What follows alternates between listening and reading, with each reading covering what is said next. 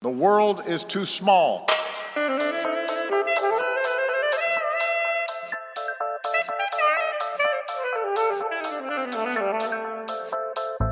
G'day and welcome to the Global Travel Channel podcast show. I'm Chris Minahan, coming to you from Brisbane, Australia. As a traveller myself, I love listening to the Global Travel Channel to get inspiration from different travellers and their different travel styles. In today's episode, we're going to hear from a couple of inspiring guests as they share with us their amazing travel experience. If you are hungry for more episodes from the Global Travel Channel, head on over to the website at www.globaltravelchannel.com. You can also download the show from iTunes, Stitcher, Spotify, iHeartRadio, Google Play, and a host of other locations, all listed on the Global Travel Channel website. Don't forget to get your friends, family members, and even your work colleagues to listen to the show. We really appreciate all of your support. Okay, now on to today's show. Let me introduce to you an amazing travel couple who bring together adventure travel and responsible tourism. They share tips from how to get off the beaten track to how to make a positive impact while traveling on their travel blog at don'tforgettomove.com. Let's welcome to the Global Travel Channel, Jules and Christine. Christine, welcome to the Global Travel Channel podcast show. How have you been today? I'm fantastic. Thank you so much for having me. Well, thanks for joining me, and I have previously had a conversation with your good husband, and I guess this is the balancing of the scales, isn't it? Yes, a good husband. I don't know about that, but he's pretty good, I guess. We'll find out, depending on all your answers that you're going to give me throughout this episode today. Now, whereabouts are you talking to us from? Whereabouts in the world are you today? I am in Vancouver, Canada. So we just arrived here a few days ago. We're here for the next couple of months. First time in Canada, and they have had kind of a freak snowstorm, very low temperatures, and I'm a California girl, so I'm trying to figure out how to cope with all this snow and really cold weather. First time in Canada for a California girl. I know, isn't that crazy? I don't know. I tend to go overseas, like over water, because I just like to get as far away as possible, I guess. I'm not sure.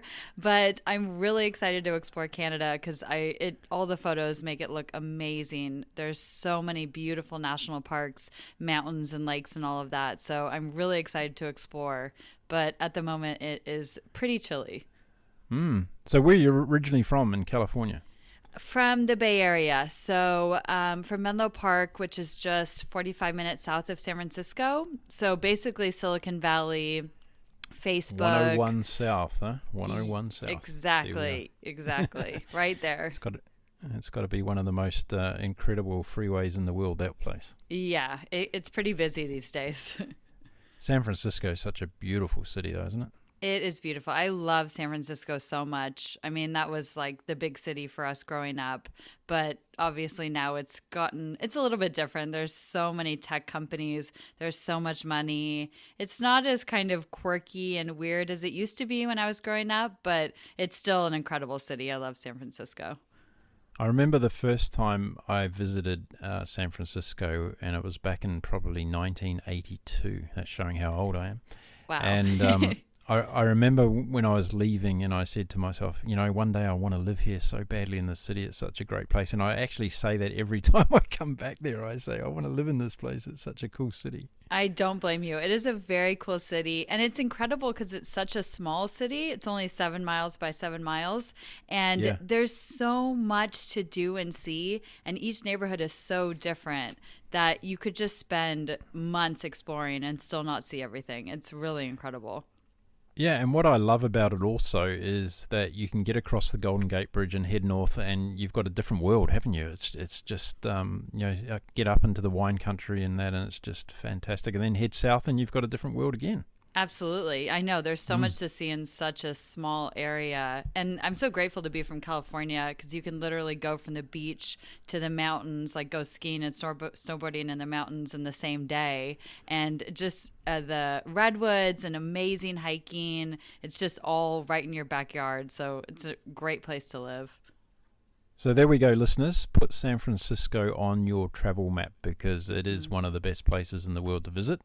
And what do you reckon is the best time of the year to go to San Francisco, Christine? I would say the fall, specifically about October. So San Francisco can be very chilly.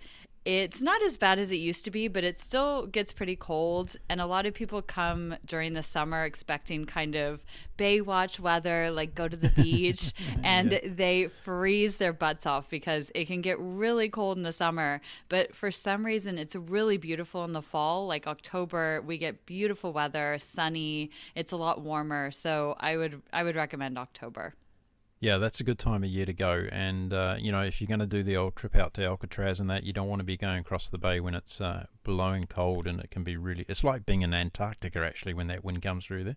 Definitely. And all the tourists have to buy their San Francisco sweatshirts. So that's how you know they're from out of town, because they have the Fisherman's Wharf tourist sweatshirt. Absolutely.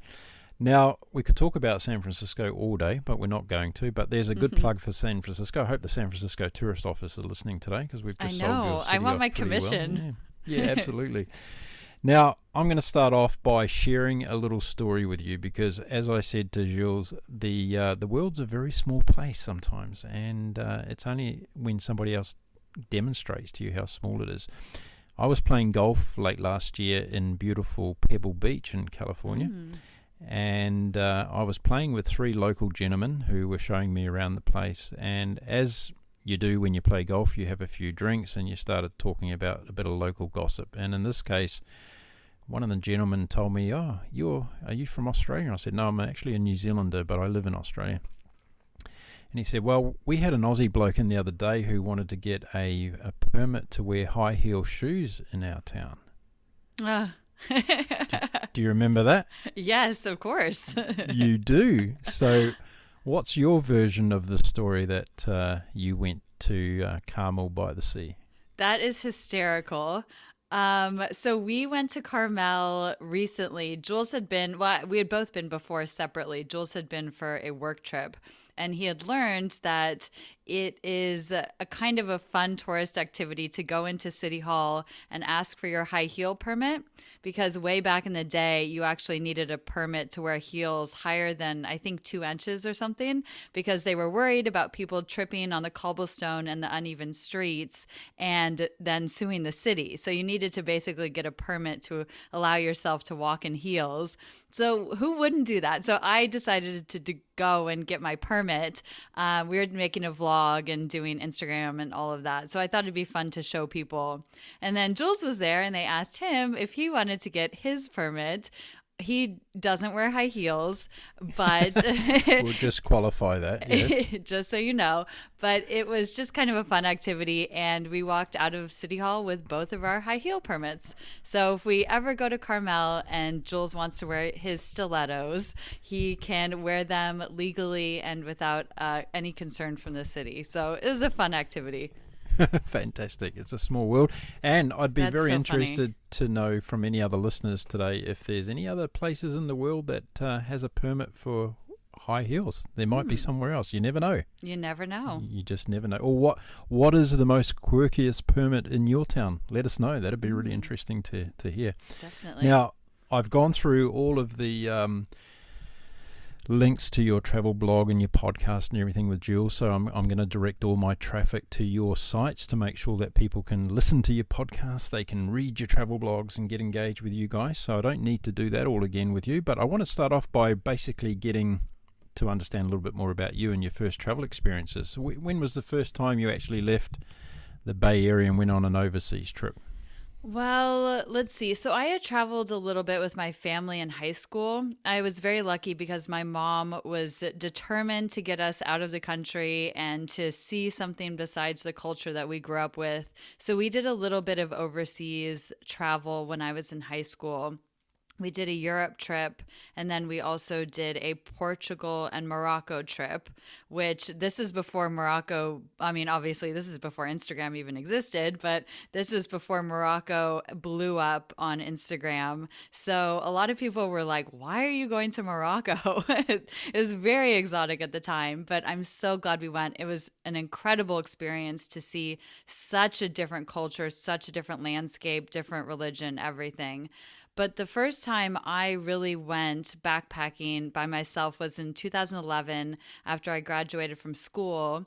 And I'd really wanted to travel, but I just couldn't find anybody to travel with me. A lot of my friends were settling down into careers and getting 9-to-5 jobs. And I was working a few different jobs basically just to save up money to travel. And I couldn't find anybody. This is before I met Jules, before I was in any sort of relationship long term. And I really wanted to travel, but nobody would come with me. So I was like, screw it. I'm just going to go by myself. So I bought a one-way ticket to Mexico, my little 22-year-old self. And my parents, I don't know, I think they held their nerves in pretty well, but I think they were pretty nervous that their only daughter had decided to go one way to Mexico without really any plans. But that was my first trip. I spent 4 months in Mexico and Central America backpacking solo, and it literally changed the entire course of my life because I had no idea that there was such an incredible community of travelers out there, especially people my age. Americans aren't the best travelers, especially, I hate saying that, but it's not as common to take a gap year or to travel after school. It's more common just to go straight into university, get a job right after that, and get climbing the corporate ladder, basically. So I had met a lot of people when I was traveling from Europe, Australia, a lot of young people who said they're doing these long trips, and it inspired me so much. So then the next year, 2012, I went down to South America and spent almost the entire year down there. And that was life-changing again, of course. So I basically started traveling in my early 20s. And yeah, thank goodness I just went by myself, because if you wait around for somebody to go with you, it might never happen, and then you'll miss your opportunity. Yeah, let's back up to when you went away with your family first of all, because I'm really interested to understand, is it a typical thing that American families head to Europe as the first kind of overseas adventure together? Is Europe really the destination for young families to go to? Yeah, it's pretty common. Obviously, it's not super close. It depends on where you live. It's a lot closer if you live on the East Coast of the United States. But it's pretty common because I think there's just that safety factor, especially if you're bringing your younger kids, bringing your family overseas. People tend to feel a lot safer in Western Europe. So I think that was probably a big factor in how my mom chose. We went to France, Italy, and Switzerland, and it was amazing. I mean, those countries are all incredible. We had an amazing time. So I'm extremely blessed that my family was, interested in travel and was able to take us to these countries. And so what were your first impressions in terms of, getting out of the big old United States and going to, a place where they spoke different languages and they ate different food and people were just generally different in terms of their appearance. What were some of their first reactions to that, and how did you feel about it? It was pretty interesting. So the first place we went to was Paris, and I had actually taken French classes in middle school and high school, but it wasn't the best education. It was very public education. It's difficult to learn languages when you're only learning it for an hour a day in and out of classes. But so I tried to speak French to some local Parisians, and every time I was just met with English. They just were like, this is going to be much easier if I speak English back to you. So I had a couple of embarrassing moments when I used the wrong words and used the wrong grammar. But I was trying my hardest. I was like 15, I think. So it was a little bit overwhelming to be in this country where, people speak a different language, the customs are different. It's just a different, jet lag. That's the first time you ever experienced jet lag. You're like, what am I doing awake at 3 a.m.? This is really bizarre. The food is different, just little things like that can be a little bit overwhelming. But I think if you are lucky enough to travel at that age, you're pretty adaptable. So you can kind of get in the groove a little bit quicker than maybe if you were a little bit older. And so I took it in stride and had so much fun with my family. And it's a lot easier when you're that age. Your parents are booking all the hotels and just have all the itinerary laid out. You don't really have to deal with the decision making. So it makes it a little bit easier. You're kind of just along for the ride. And you don't have to pay for anything, which is nice. But but yeah, it was benefits great. of living at home, isn't there? There's plenty of benefits, yeah. Benefits to being 14 years old is pretty good. But yeah, it was a great trip. So did that trip really ignite a kind of a travel addiction to you? Did you kind of think, right, I've got to get out there and see the world? Absolutely. Yeah, definitely that trip. And especially the next trip we took to Portugal and Morocco. That was Morocco is just, it was a culture shock and it was an eye opener. And that was a really different culture from back home. And I think that definitely inspired my travel bug because I was just like, this place is so interesting and the people are interesting and we're trying the craziest food, like eating pigeon pot pie and things like that. So, and just visually, Morocco's an incredible country to like feast your eyes upon. So all of that definitely made me just feel like, wow, there is such a wide world out there and it's possible to go to these countries, even if people think you're a little nuts, but just you can go and you can figure it out and people are welcoming and it's a positive experience. So I think that definitely ignited my travel bug. Are you telling me that pigeon pie is not on the staple diet of San Francisco Bay people? Shocking, isn't it? That was it. I don't know if I'll eat that one again, but it was, got to try everything once, I think. So I'm interested to know the evolution of people when they travel in terms of when you went on the second trip to Morocco and that. How better prepared were you as a traveller? What did you do differently? I wasn't any better prepared. I was just a kid, basically a kid looking back now. So I just, I think that I was a little bit more open to trying different foods and learning about different cultures because I had that initial trip to Europe, which is kind of like a stepping stone in a way. Obviously, European culture is different than American. The language is different. The people are different. But it's not as extreme of a difference as a place like Morocco. So I think that was kind of a good stepping stone to acclimate into this experience of, seeing how other people live. Because Morocco, there's definitely more poverty. We got to experience a little bit more outside of the cities. We did a little bit more country exploration. My parents don't really do tours, so it was a lot of just like, okay, like let's get a driver and then just go explore and see where the road takes us kind of thing. So yeah, and they're very spontaneous. I think we had a few hotels booked during our trips, but a lot of it was just off the cuff, kind of figure it out as we go, which is exactly how I travel now. Jules and I barely ever book any accommodation or plan any tours or anything in advance. We just like to get to a place and kind of feel it out for ourselves, which is basically how my parents taught me to travel. So you had good role models in that respect. Yes, most of the time. Sometimes we'd end up in a place and they would be completely booked out, to and the year we'd kind of have to 2012. figure out. We did have a time where we were visiting. Sorry, can you hear me?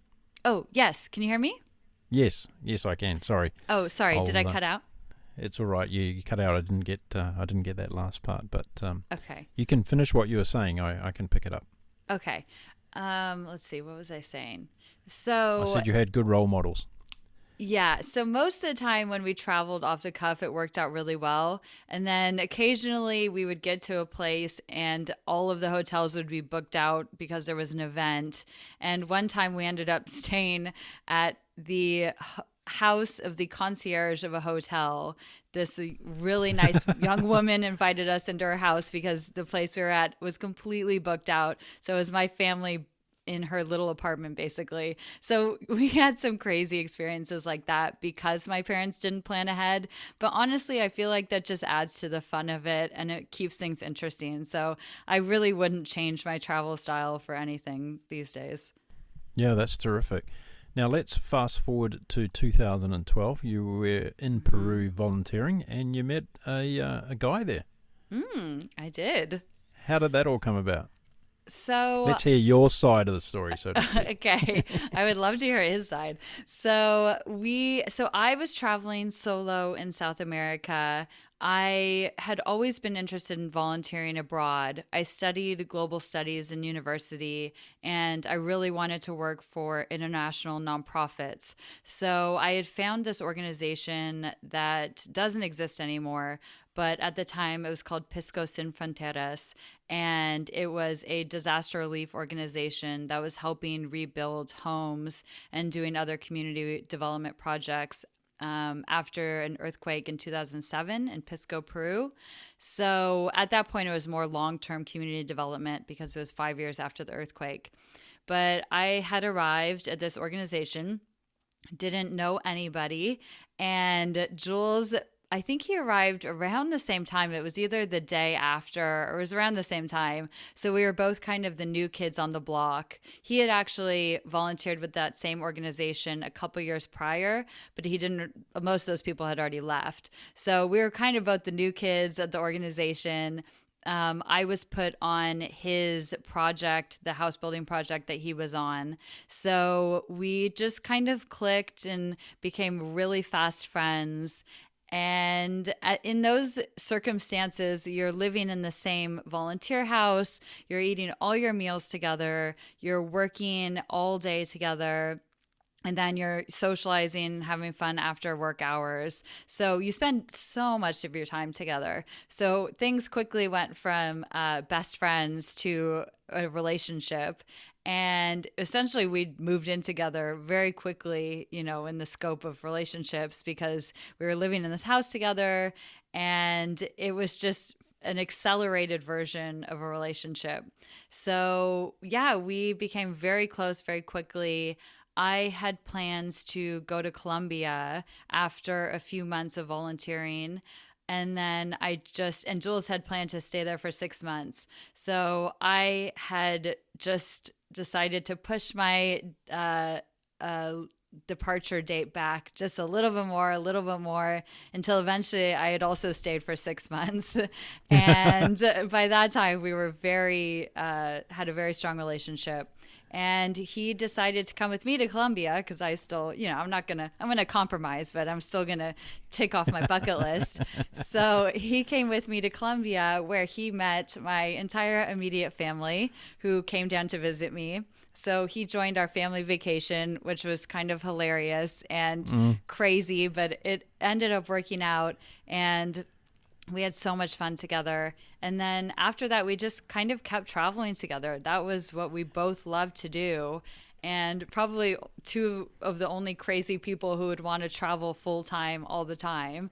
So the next year we went to Central America and did that for 10 months. And then the following year we were in Southeast Asia. We were volunteering in the Philippines for 7 months. And yeah, the rest is history. Wow. Speed dating on steroids. Exactly. It is definitely speed dating. Now, we heard a lot from Jules how you both are very passionate about the volunteering side of things and that you'd spent some time in the Philippines as well. Mm-hmm. I asked Jules to explain to us and all my listeners about what would you recommend people do before they get into volunteering overseas, because a lot of people listen to my show kind of write to me and say, oh, I want to go off somewhere and do something, you know, to make a difference and blah, blah, blah. Mm-hmm. And, you know, I have my own version on that, but I'm interested to know what you would recommend to someone before they head off overseas to do some volunteering work. I would first commend them. It's awesome that somebody would want to help out, you know, a community other than their own. That's, you know, you have to be have such a big heart to want to help other people. So that's really amazing. It can definitely be problematic. I'm sure a lot of people have heard about the problems with voluntourism. There's a lot of sketchy middlemen companies that will just want to take your money. And unfortunately, often people go to these organizations and they end up not having a positive impact. At times, these volunteers can actually have a negative impact.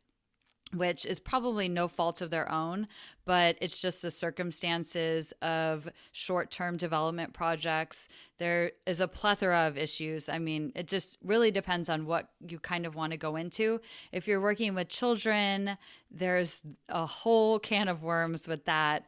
A lot of orphanage volunteering can be really problematic in its own right. I mean, that's a whole issue. But okay. So my advice would be just to do your due diligence when you're looking for an organization to volunteer with, and ask yourself why you really want to give back.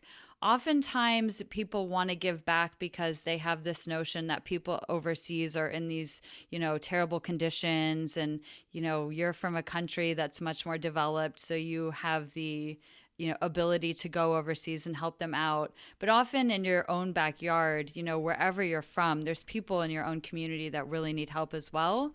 And if you're going abroad and spending a lot of money to volunteer at these organizations, the fact of the matter is that often they could really just use the money instead of your volunteering hours. I know that sounds really harsh, but it's the truth.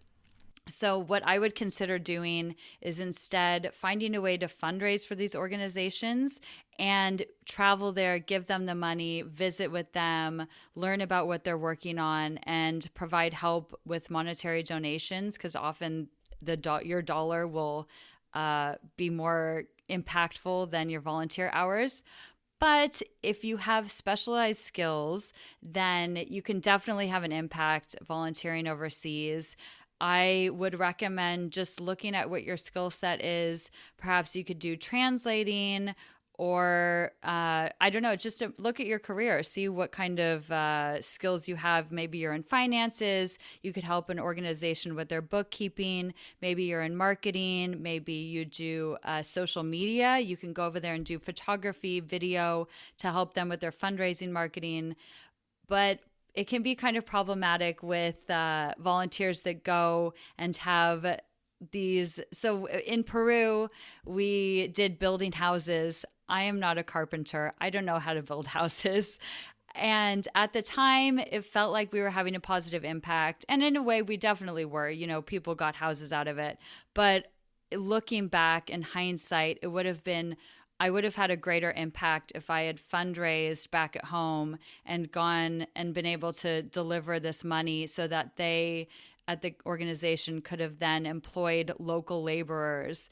Then you're not only helping them build these houses, but you're also supporting the local community, which often is the biggest impact, because you're employing people, you're helping families. It just has a butterfly effect of positivity. So I would hate to discourage somebody who has their heart set on this. I think it's really amazing, but I would just do a lot of research about whether you're having a positive or negative impact, and definitely do a lot of research about which organization you're going to work with, because that can make the difference of, having a really amazing impact on a community, or actually having an inadvertently negative impact.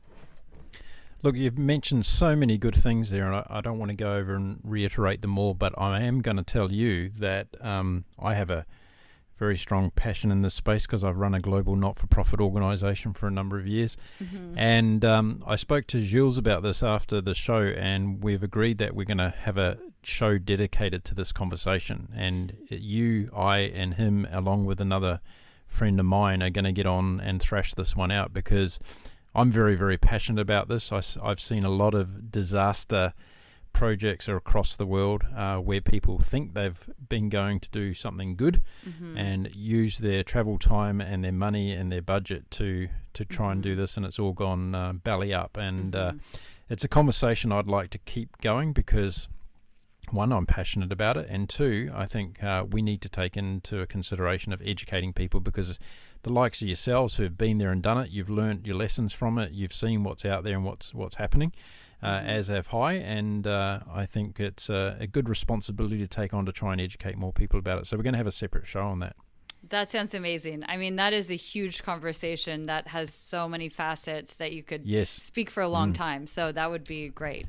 Okay, good. So let's move on, and now we're going to talk about camper van trips across the United States. And Jules shared with me the what inspired the trip, but also the process of getting a van. What's your version of how you went about to get the stealth van that you have today? So Jules was very excited about getting this van. I was definitely very excited as well, but we kind of ended up buying the first van that we saw, which had very good vibes, but looking back, it's definitely too small. And it would be amazing to be able to stand up in our van, or at least be able to sit up in our bed of the van, which we're unable to do now because it's a little on the short side. But it was kind of just a whim that we bought this van, and then we fitted it out with a platform bed, storage. Now it has like a little kitchen counter and a little bookshelf and different shelves and all that. And we have the solar panels on there. We have a powered cooler as a fridge. And I love our van. It's not an Instagram worthy van. It's not it has been on Instagram, but it's not like the kind of van tour #vanlife that you're going to see on Instagram where they have like the tiles and these gorgeous interiors. Our van is just a simple van, but one of the reasons I love it is because it looks so, kind of creepy, honestly. I kind of like that it doesn't look fancy because people, if they see our van, they're not going to mess with our van because it looks like someone creepy is inside our van. Right. So it kind of makes me feel better that we don't have a fancy van because nobody's going to rob our van because it doesn't look like there's anything valuable in it, which I think is a positive. What are some of the highlights of van living for you? I love van life so much. So the highlights for me are just having this very self-contained vehicle that we can bring anywhere we want. It's so nice having a lot. We don't have all of our stuff in the van, obviously, but we have everything we need, and it forces us to live a minimalist lifestyle. So, there's only so much storage you can have in the van. We don't have a lot of clothing. You really have to choose what's important to you. So I brought a lot of books. I love books, but you have to just pare down what you just get rid of all the extra clutter that you wouldn't really need, which is a very cool exercise to kind of learn what you use on a daily basis and figure out what is just extra, like you don't need that. So I just love being able to wake up in the morning, throw the van doors open, make a cup of tea, and look out on whatever beautiful place we have landed for the night. A lot of times we end up pulling into a campsite or a dispersed camping at night. So we don't exactly know what's around us. Sometimes we have an idea, but we don't have a visual. So it's really cool to wake up in the morning and open the doors, and we'll be on a lake or in a national park or in the forest. And it's just, we're overwhelmed with the beauty of nature. And it's just incredible to wake up in that scenery. It's just an incredible feeling. So I just love being able to take our home with us and, explore national parks, forests, everything. It's incredible.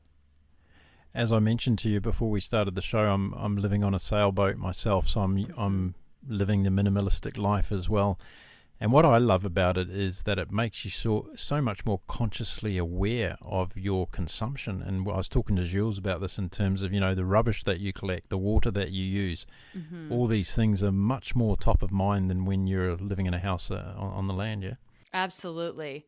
Yeah, that's a big, our blog is sustainable travel focused. So that's it, being eco-friendly and doing eco-friendly travel is a huge focus for us. So this year, one of our main priorities is to get as close to zero waste as possible.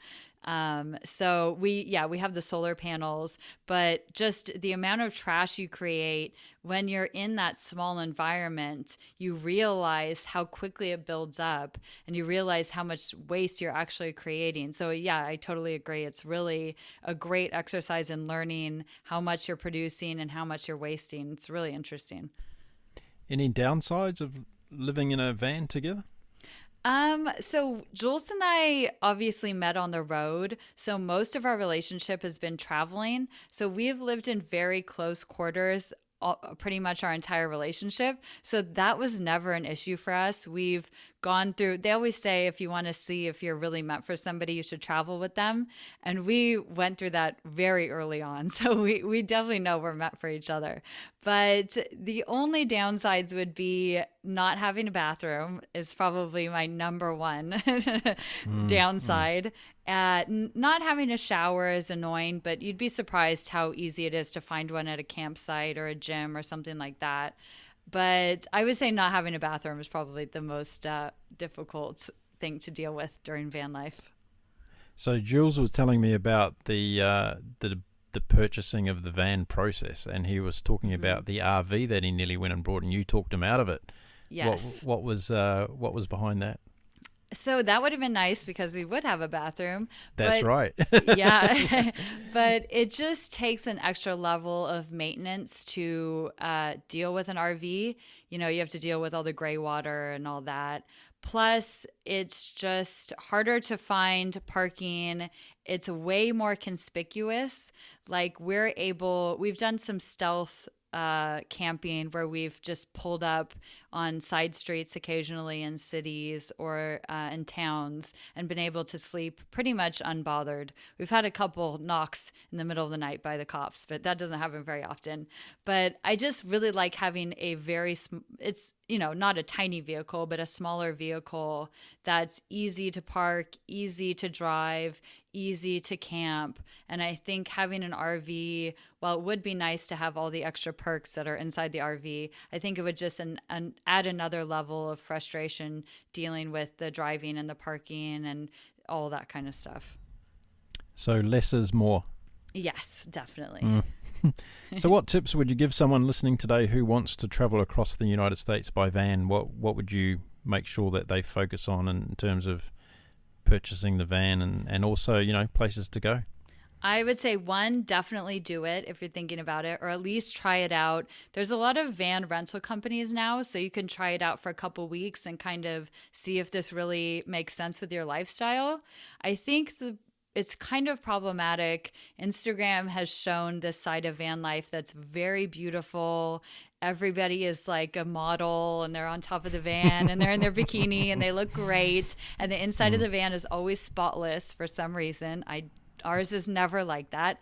So I would just be aware that probably is not going to be a reality unless you have like a maid traveling behind you or something. So just be aware of that. And probably, I would say just rent a van for a couple weeks and just test it out before you purchase something. I mean, that can be a big commitment. We didn't end up doing that, but you know, here we are. We still have our van and everything worked out in the end. But I would just kind of get a sense of what your needs are. You know, if you're a couple, you might need a bigger space. If you're a woman traveling by yourself, you know, obviously you can probably have a bit of a smaller bed. Our bed fits me perfectly. Jules is a little bit too tall for our bed, so he has to kind of be diagonal. So just being aware of these like little quirks of a van before you jump into buying one. I wouldn't buy the first one that you see, which is what we did. These are all the warnings from our experience, unless it's incredible and you have a great deal. But, you know, just shop around. There's a lot of vans for sale out there. You can take your time. And I would say just go wherever your heart takes you. There are so many beautiful places to see. Obviously, the national parks are a great place to start. Be aware of weather. So we drove to Canada and it has been very cold and it's snowy and now our van doesn't start. Our van is definitely a California van, just like me.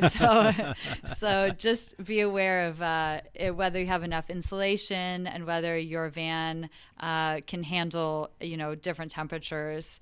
We don't have air conditioning, so sometimes if we get in a really hot climate, that can be difficult. But yeah, I would say the national parks are a good place to start if you're just getting a van. And make sure you have plenty of headroom. Yes. Yes. Definitely. Now, I spoke to Jules about your whole travel blogging and now you've got a podcast show and you've got a YouTube channel. And you just mentioned it, actually. You talked about, from afar it looks like a very glamorous lifestyle, but I wanted to get some sense of reality for my listeners in terms of the number of hours per day that you're putting into keeping this lifestyle going. What would you typically spend in a day in terms of your travel blogging and all your other commitments? I would say it's probably about a full-time job. I would say about 40 hours a week. It depends on where we are, what we're doing. Some parts of our job are less glamorous. We spend a lot of time behind a laptop, writing, editing photos, editing videos, researching, working on our blog. And, it just is a lot of computer time, which we don't mind. We kind of like that downtime because often when we're traveling, it's really busy, especially if we're on a work trip, like a press trip with the tourism board or something like that. They jam pack your days. So you're, seeing sites for 10 hours a day, which can get exhausting. But there's definitely an unglamorous side, but there's definitely a glamorous side as well. I mean, I wouldn't give this job up for the world. It's amazing. I love doing it. And we've been able to have so many unique experiences because we have this job. So essentially, we're treated like part of the press, I guess. So sometimes we get, these different perks at hotels. They'll treat us with like a bottle of champagne or a bottle of wine when we get into the room, or we get to go, in different places that the average tourist isn't allowed to go to. Or I don't know, just different little perks that we love. It's really fun. So that would be definitely the upside of this job. But the downside, if you can't handle being in front of a computer for really long periods of time and you get antsy, then I would not recommend being a travel blogger because a lot of it is the behind the scenes laptop lifestyle. So if you're cool with that, then it's a great job. I was going to say to that, I really had a smile on my face when you were talking about that because let's face it, most things you do these days, you need to be sitting at a computer at some stage. Mm-hmm. But I would much prefer to be sitting on a computer or my computer on the back of my cockpit of my boat looking at the ocean than I would be sitting in an office somewhere in the middle of a street in the city. Absolutely, totally. And I'm sure you're the same when you've got your laptops open and you can open your van doors and have a national forest out your back door. It's much more attractive than the alternative, isn't it, really? Exactly, yeah. I'd much prefer this than a cubicle. So for someone starting off as a potential digital travel nomad today, what couple of tips would you give them in terms of, it's a different landscape today. It's a very competitive landscape. There's a lot of people out there doing it, trying to make a living out of it. What kind of tips would you give someone that's even thinking about getting into that world today? I would definitely recommend it, first of all, because it's incredible working for yourself and being a digital nomad. And I think that's honestly the way of the future for work and employment. There's so many companies, especially in Silicon Valley, that are moving towards a remote work employment-based workforce. So a lot of people are asking for, more time off. They want to be able to travel. People want to be able to work remotely, which is incredible. I think that's so cool. There are so many jobs you can do from your computer. So it's obviously more glamorous and more more like front of mind to see people who are like Instagrammers or YouTubers or travel bloggers, because that's what you see on your social media. That's what you see online.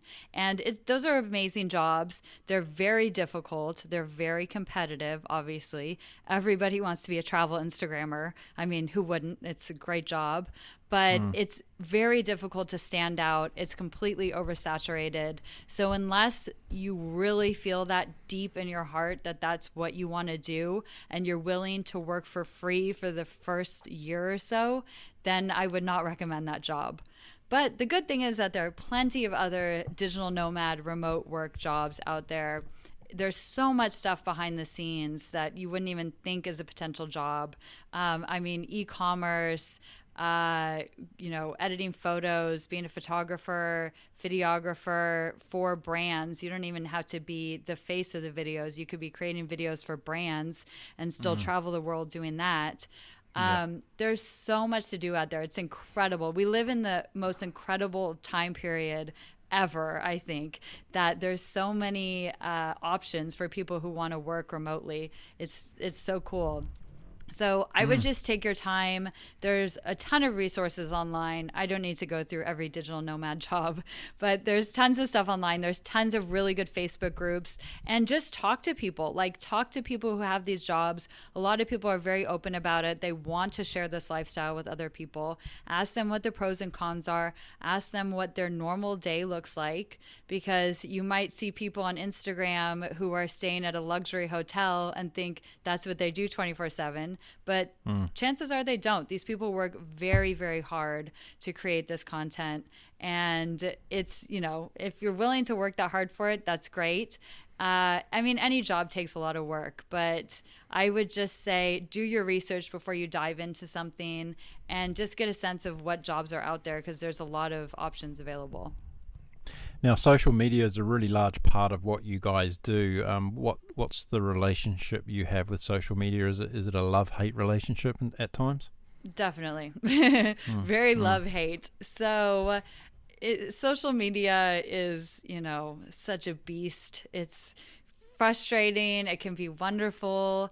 I love the networking aspect. I love being able to connect with our followers and other travel bloggers.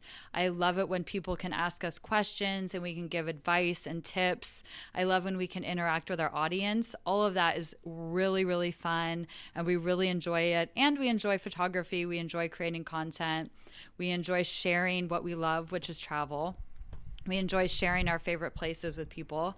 But when it comes to working with brands, it can be just this extra level of pressure to get enough likes, to get enough views, to get enough interactions from our followers, because, we are getting paid. So it's stressful if the algorithm changes one day and, we're not getting as much likes as we used to, or, one video goes viral and the next brand is expecting that, but, you can't guarantee that every time. So it can be a lot of pressure when you are getting paid and you have made this your job.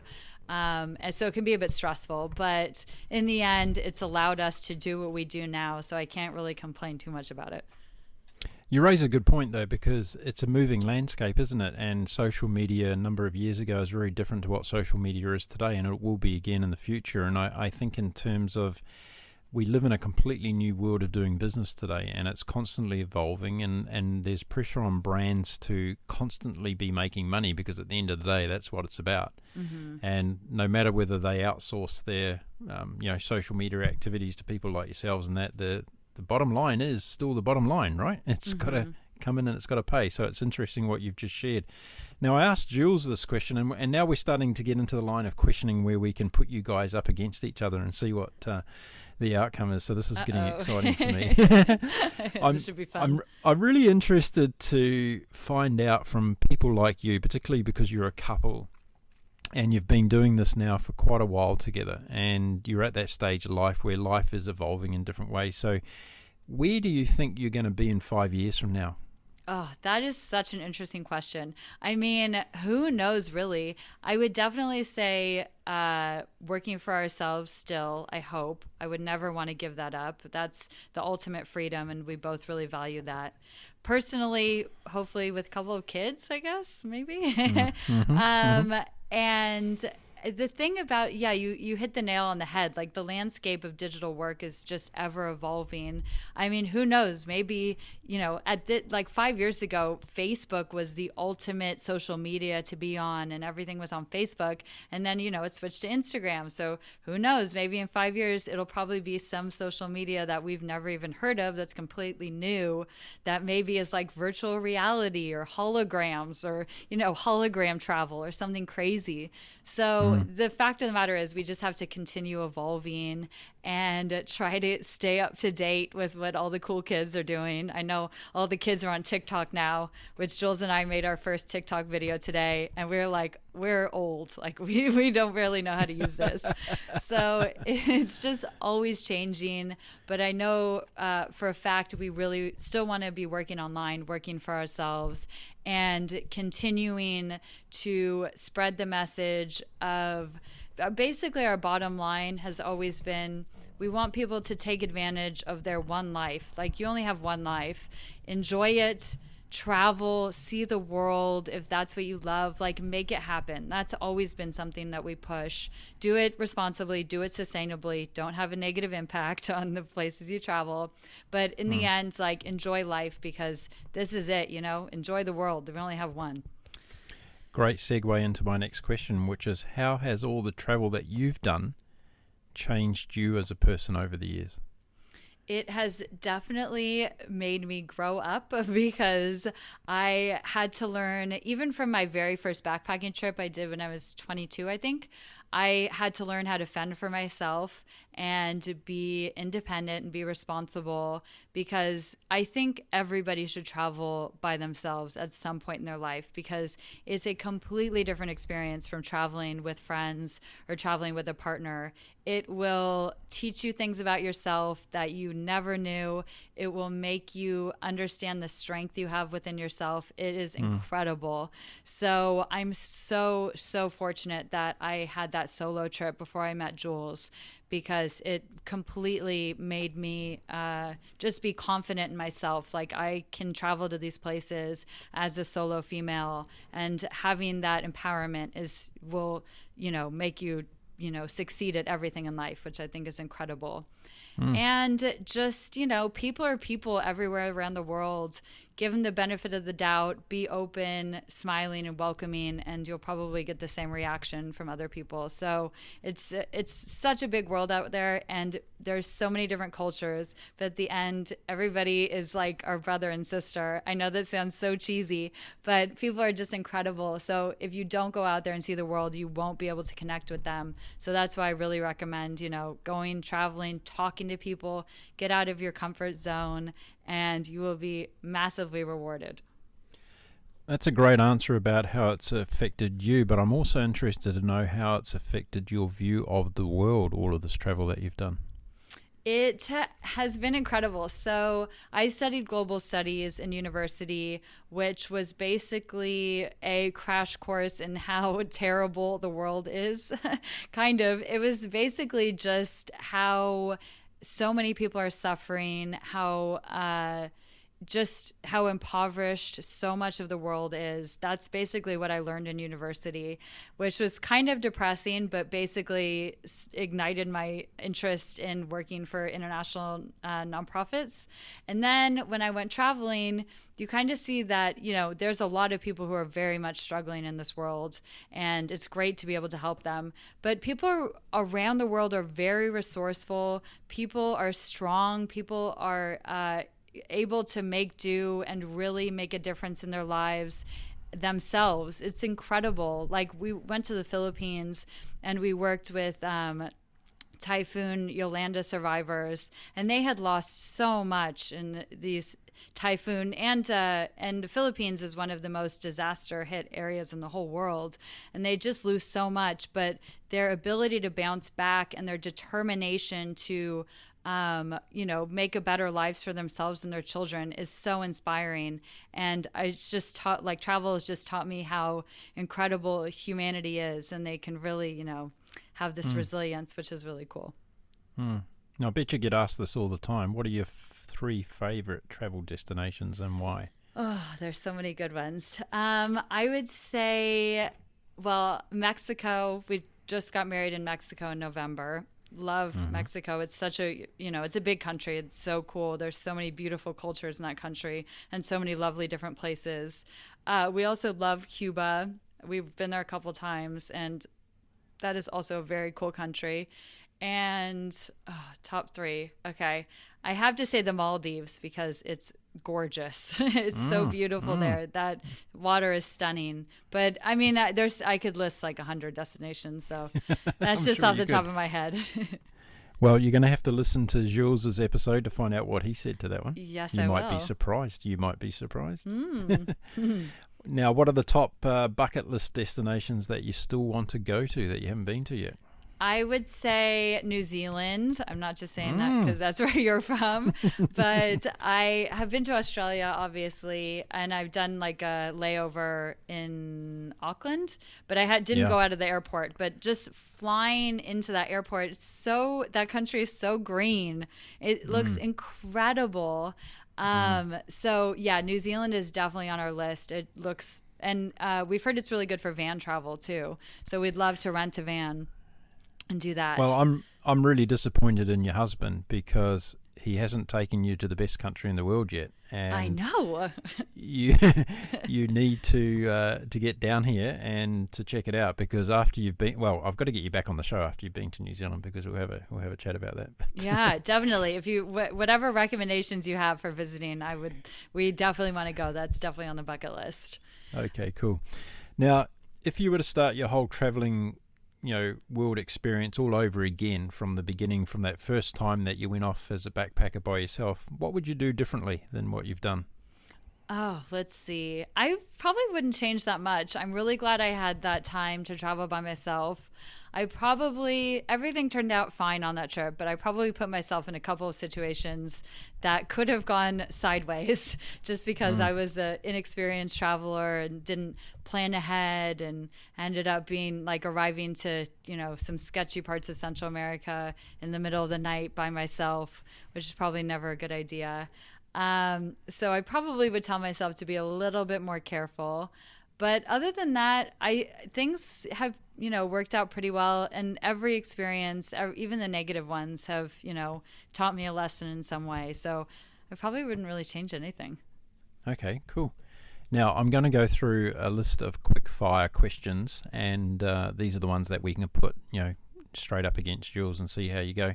Okay. So I asked him what your worst habit was when you're traveling. What do you think he said? Let's see. That I lose things, or I'm disorganized. I'm not going to give the answers away. You're going to have to listen to what he said. Okay.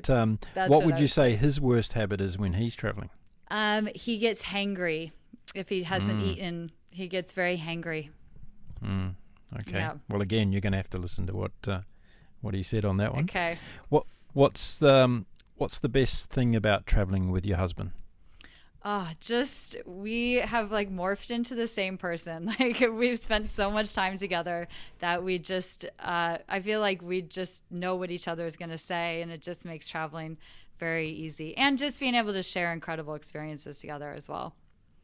I must say I want to compliment you both, because when I was doing my research for the shows, I came across this very, what I would call, authentic, real couple, and it was refreshing to see that it's not about the plastic fantastic, it's about who you really are, and I felt an immediate connection to that. So I think you've done an incredibly good job of just being yourselves, and that comes across very well in both writing and videos. Thank you. Appreciate that. So it's good to hear your answer there, because that's really who you guys are, I think. Window or aisle seat when you're on an aircraft? Window. Definitely window. Why? I get really motion sick, and sometimes even like when we're like on the runway and we're about to take off, I can get motion sick on that. It's pretty sad. Wow. And I know, isn't that crazy? And yeah, I've never heard of anybody getting motion sickness from just sitting on a plane on a runway. I know, it's crazy. And I like to be able to look out the window during takeoff and landing, and I like to be able to rest my head against the side of the plane to sleep. Okay, well that probably answers why your husband chose the other one, because Yes, yeah, exactly. he let you have the window. Pretty much. Favorite snack food while you're traveling? Oh my God, so many things. I would say probably hummus, if we can find it. We both really like hummus, and it used to be peanut butter. We used to like take a jar of peanut butter and we'd just eat it with a spoon. A little bit unusual. Yeah. But then again, I did watch you guys devour a whole lot of candy bars on a video recently that must have given you such a sugar rush. It was incredible. It definitely did. Yeah. Okay, back to the list. Worst travel experience to date? Definitely getting dengue fever in Cuba and being hospitalized for 4 nights. That was not fun at all. Yeah, it was scary. That sounds a little bit worse than what your husband's worst experience was. I know. He's been pretty lucky, I think. Most shocking thing that you've seen while you've been traveling? Oh, that's tough. So something that really caught at your heartstrings.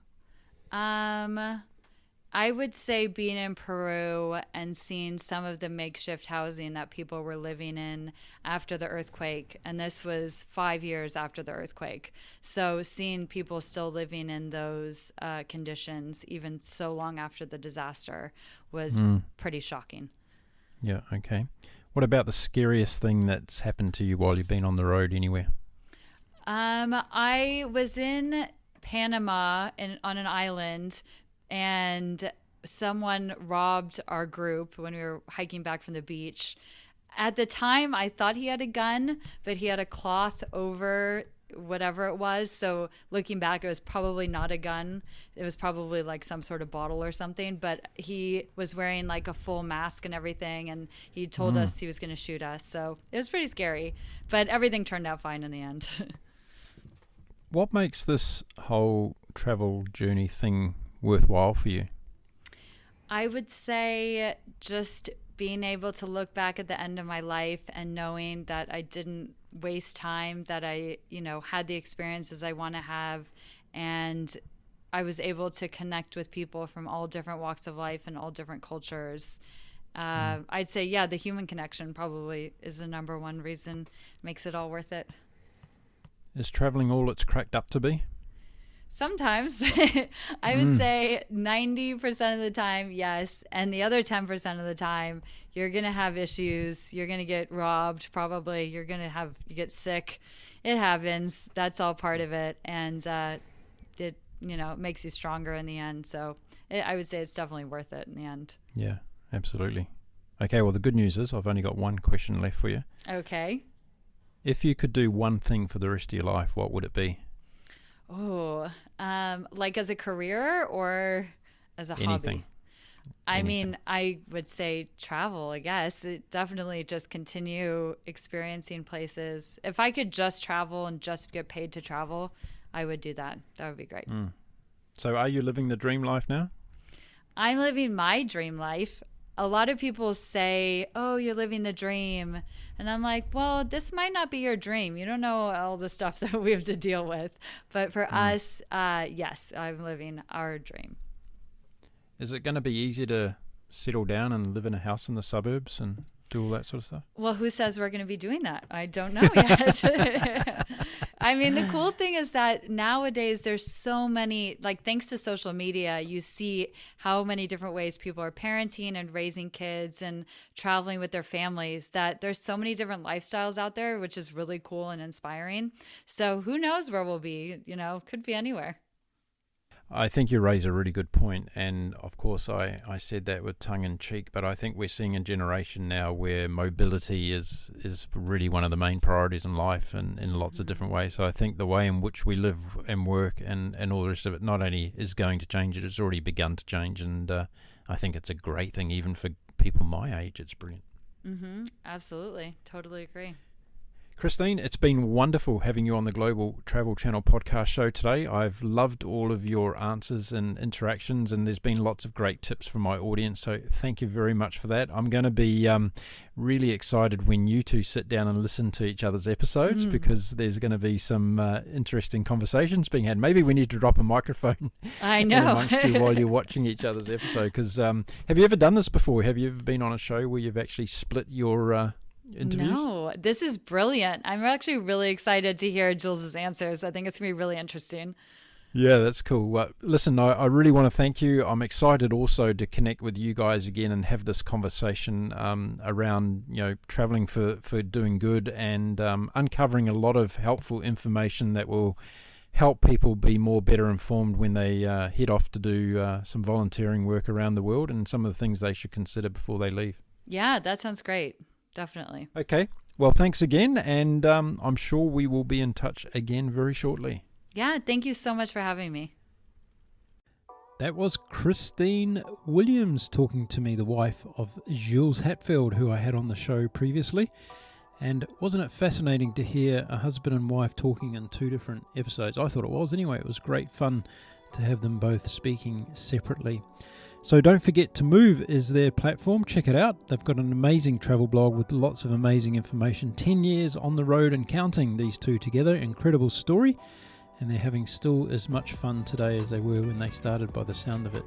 If you're looking for more podcasts from the Global Travel Channel, head on over to our website at www.globaltravelchannel.com.